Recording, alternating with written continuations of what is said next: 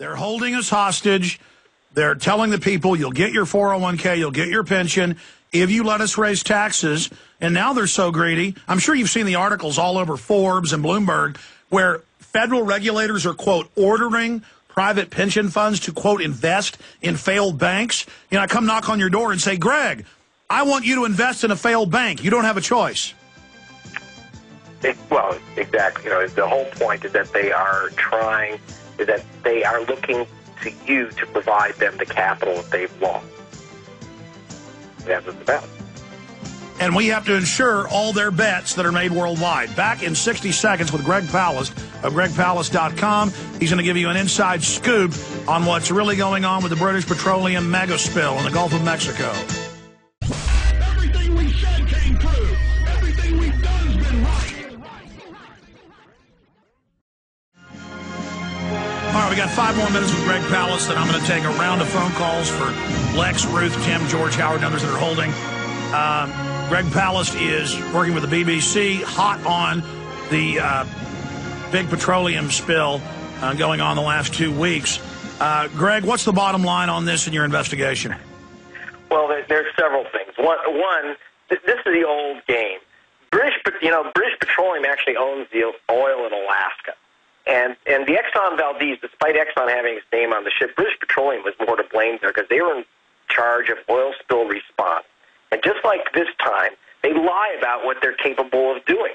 They're supposed to have equipment out there. They're supposed to have the rubber skirts. You just need a lot of rubber, basically, to stop a spill. They didn't have it in the Gulf. They didn't have it 20 years ago when the Exxon Valdez ran aground. That should have never been a big disastrous spill. It doesn't matter if the ship ran aground. It should have been, that oil should have been contained. British Petroleum, I've been following these guys for 22 years. These guys, the way that they deal with oil spill response is they lie, they obfuscate, they prevaricate.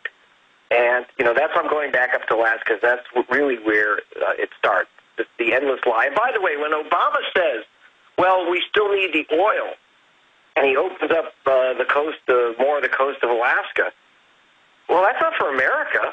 That oil goes to Japan. That ain't for us. Yeah, what's the number? 80% goes to Asia. Yeah, it goes, you know, and by the way, when the pipeline was built in Alaska, the original law said that the oil must come to the USA, and Clinton got rid of that rule. So now it goes to Japan and Asia.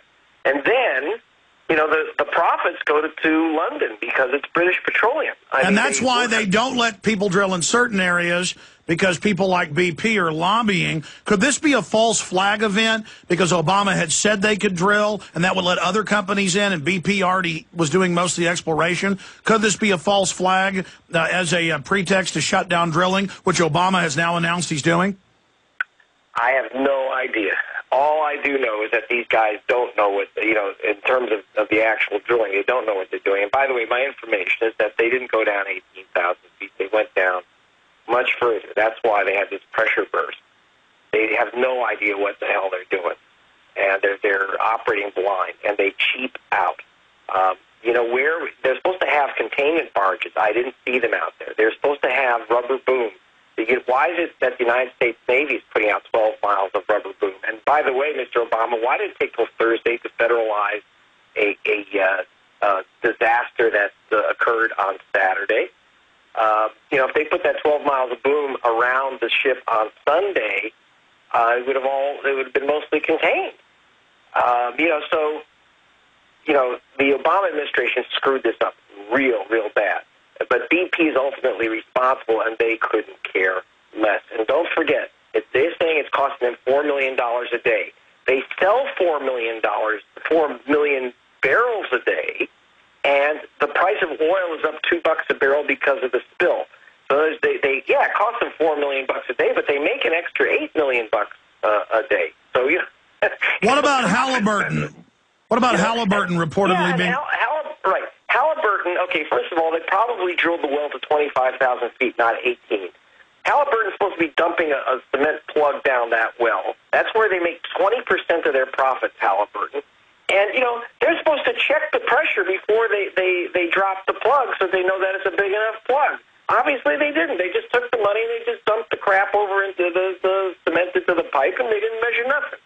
And this is the problem.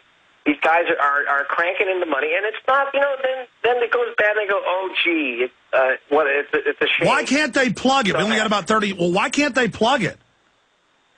It is so gigantic, and the pressure is so high that they cannot, that it's beyond, they had no preparation for this, and they simply didn't include a remote shutoff valve, which the Brazilian oil company has, the Norwegians have, the other oil companies, when they drill, they have a remote switch, just like, with your remote TV, so that they can trigger a shutoff from a distance. They can't trigger the All shutoff right. valve. Greg Palast, when you get back with more info, we look forward to having you on. GregPalast.com. Good to have you back on with us. You got it, brother. Bye.